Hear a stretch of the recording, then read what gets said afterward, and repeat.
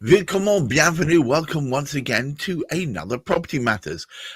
Along beside my good self, I have Hamish McClay of Search Convey, who is one of the people who's really promoted podcasts talking about property, and not just from the point of view of which are the best properties to buy, but more about the process that you need to go through. And we also have acted as a sort of social commentator, looking in on how the property market has evolved of recent dates. And today's topic reflects that. Today's topic being, can smaller landlords survive the squeeze? Hamish, can they? Yes. Well, good. I'm glad we finished that. No, but I have to say, there's a lot of evidence to the contrary. One of our favourite associates, Chris Gilson, who many of you will know from Property Quorum, he of being of Root Home, says that the amount of accidental landlords, that's people who've become landlords by dint of, for instance, receiving a home from their parents on their passing, etc., but end up with the house and end up renting it to cover the mortgage costs, etc. They are becoming fewer and fewer. A lot of them are approaching him and saying, can you bail us out? Can you take us on? Because it's become an onerous process being a landlord.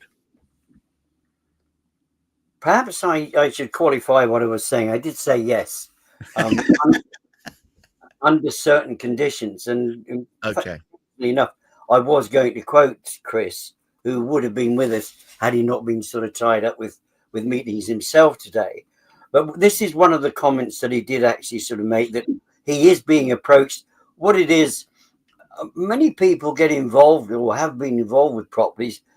It is, and it'd be foolish to say anything other than it was for financial gain. But they weren't getting in there to actually rip people off, which is what so many of the wondrous sort of people, particularly it would seem when government would like to suggest is happening, that people have actually gone in there, they're ripping off all the tenants, and therefore we need to impose this restriction, that restriction, and make it all the more complicated. The tragedy of it is the additional cost that comes into over-regulating, over-complicating, getting a license for this, getting a license for that, and increasing the demand on EPCs. As we actually sort of know, council tax goes up. Some people are doubling council tax if something remains empty for a time period, because it's considered to be a second home. So there's all sorts of things changing. And one of the saddest aspects of it is the fact that it is discouraging a number of people who have, it may be accidental, but whatever has brought it on, with adequate funds. I mean, it's a bit unfair to say this, but Oh dear. Well, it is, but there's a lot of those landlords out there that are finding it a real struggle to continue investing their time, effort, energy, and dare I say it, money into maintaining, say, 1, 2, or 3 extra houses beyond their family home, because their returns are frankly it's sucking out their personal energy. Plus, with the new Renters Reform Act here now, or about to hit, it means that the power has now gone so far the other way. I mean, it was way too far the other way towards landlords, I think. But now it's gone all the way the other. So tenants could just squat in perpetuity and not pay anything, and it would be almost impossible to get them out. And I think that's terrible as well. I think it's the way in which a small, I mean, what you say is quite right. Not all landlords are out there to rip people off. There are a tiny number that are, but it's a few bad apples in the Apple store, isn't it? I think proportionally we would actually find that there are more tenants taking advantage of I know a fair number of people myself who have actually been hit adversely because of the conditions imposed upon them. Even when the people have gone out of their way and said, right, not too sure what to do with the property, I'll let it over to the local council, and the local council can use it, and I should be all right because I know the local council will look after me. That doesn't necessarily always happen. They No. don't necessarily vet the tenants. They have different ways of looking at sort of tenants. However, what we're looking at, and there's several things we need to sort of try and understand. It is understood that by um, increasing taxation, which has happened to landlords over a time period, increasing taxation, increasing regulation is going to make for a safer and more effective marketplace, and it's going to protect more people.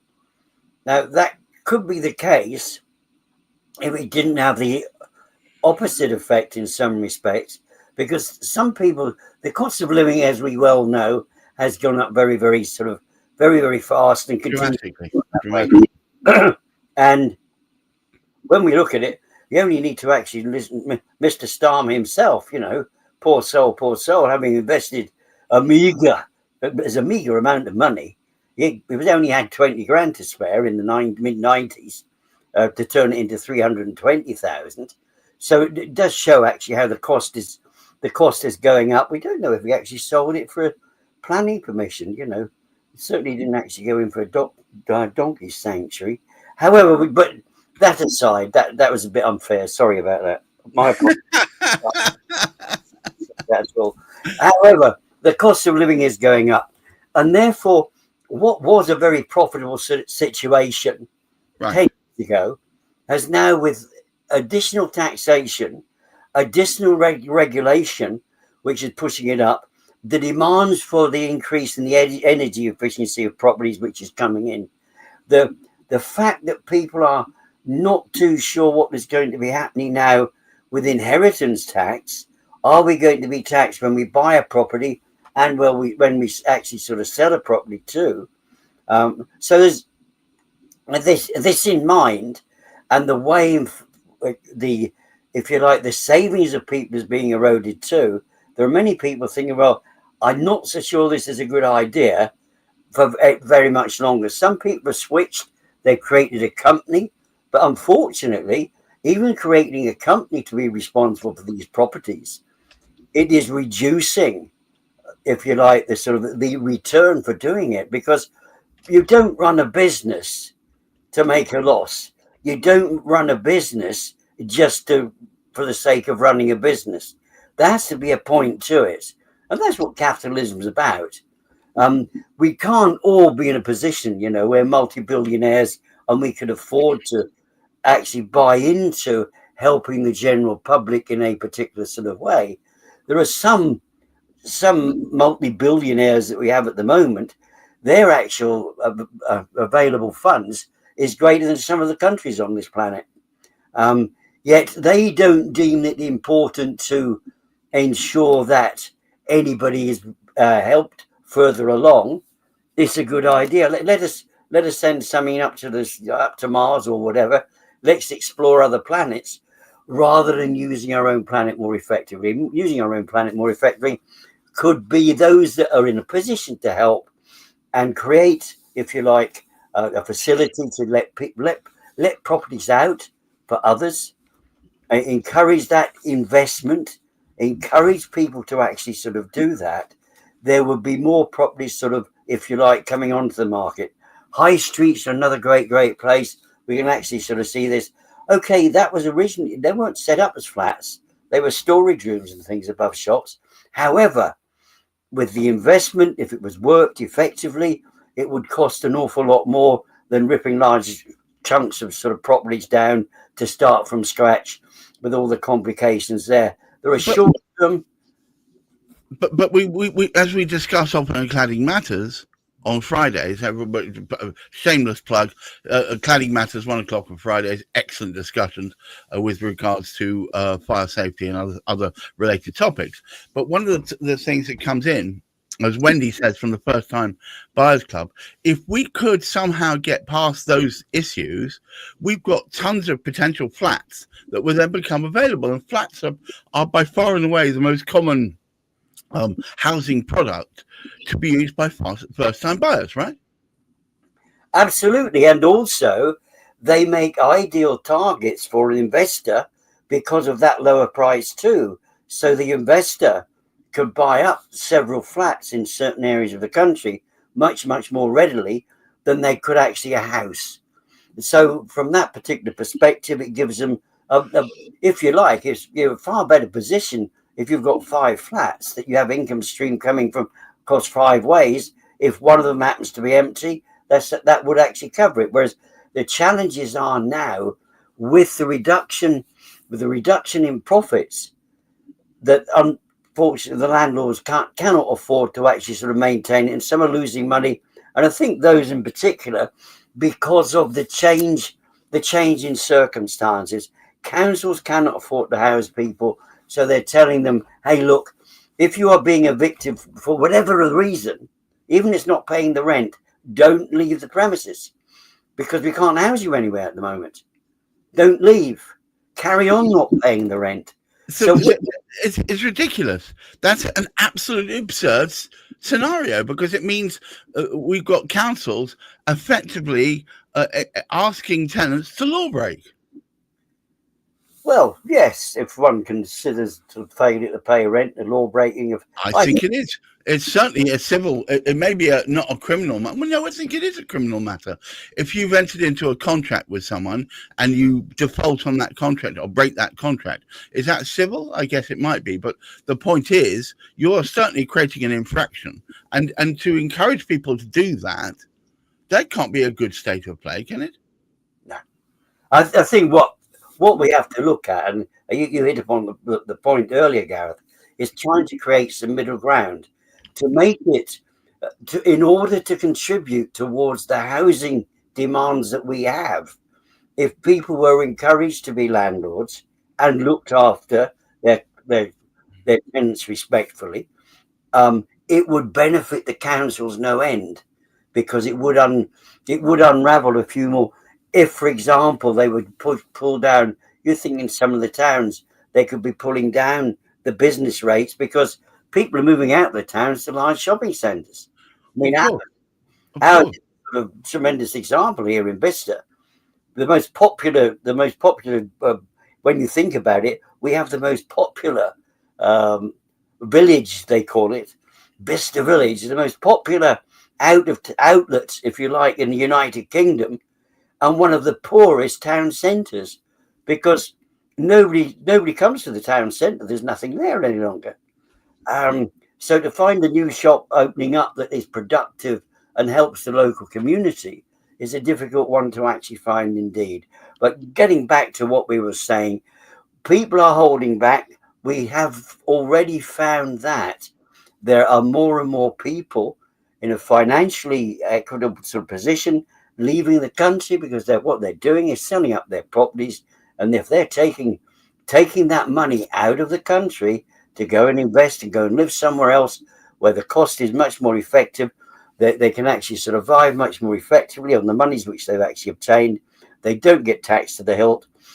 They don't even need to make a profit because they've actually accumulated, if you like, a position to put them in a comfortable state so they can actually just go on living. And as we well know, there are a number of businesses, particularly online businesses, you don't need to be a resident in the UK to run them any longer. You can be running from elsewhere. Well, it's interesting. The pandemic forced us to stop viewing a property as somewhere that you are fixed in. Instead, it's just a stepping stone. The nomadic lifestyle is not a thing that people quietly aspire to while never being able to make it happen. Now it's become something that's very easy to be a digital nomad. It's very easy. A client of mine who was based in Norway has decided to take her and her family over to Thailand for 6 months. running her business quite happily from over there, no issues whatsoever. In fact, if anything, she's got a better internet connection. What does that tell us? It means that no longer are the business offices necessary for all of a company's members, or maybe any of the company's members. And the pandemic threw that into high relief when everybody was working from home. So now we're in a situation whereby even if you own a house or you are an accidental landlord with a number of different properties, you don't even need to be living in the country necessarily to manage that. You could quite easily obviate that off onto a managing agent and disappear off into the Blight Beyond. And I think that maybe for the ones that are left become the norm. In fact, as I mooted to you on a previous occasion, we are moving headlong, if we're not there already, into generation rent, very similar to the German model. I suspect the accidental landlord properties will be gobbled up by larger institutions, perhaps banks or holding companies, and you'll end up with perhaps a big 4 or 5 large companies owning vast tracts of properties, and rents being set by them. I don't know whether that's a good thing or a bad thing. Well, sadly, I'm not so sure it's a good thing. Like much of society, and we spoke about it earlier, to try and create a balance. It is good that because some corporate landlords, if you like, they will take over a whole building. And as a consequence of their investment in that building, they make it available to 300 or 400 tenants, say. And it was only because of their funding that is enabled. Right. So it helps from a social housing perspective, or can help from a social housing perspective. Of course, greater demand is being placed on them now. But we do actually sort of find that what has happened in many instances where we have the council working as a landlord, they are seriously challenged now to maintain their properties effectively within a social housing sort of environment. So the whole thing, if you like, we've got a waiting population. There's a large number of people at this particular moment in time waiting for. We've got nearly 2 months to wait. We've got all the way through October into the end of November to find out what actually is going to be raided, because it's the only way that this particular government that we have can move forward. So I think whilst we see this, and whilst with the time of this particular sort of government, which seems to feel that increasing taxation is going to produce somehow a more effective economy, right? They need to get that shift going the right way. They want to encourage investment. Probably isn't necessarily the best thing to invest in at the moment if you want something in the midterm, in the sort of short term, the 4 or 5 years. It's becoming harder and harder to just flip property, and I think that means it's no longer I buy a property at 400,000, I sell it at 6 and pocket the difference. It's very much, you need to think of property, I think, as a long-term investment now. That perhaps going across a few years to realize an improvement in pricing, or to realize a change in circumstance. Hamish, thank you so much for putting together this podcast with me. To all of those of you watching, we often discuss things that affect the property market. This is supposed to be here to try and encourage you to go out and do some critical thinking and research and find out what is really going to affect you, either as a tenant, a landlord, or even an onlooker. Once again, Hamish McClay, thank you. And to all of you out there, please try and keep your feet on the ground. Do reach for the stars, but at the same time, please do look after your mental health. Until next week, goodbye.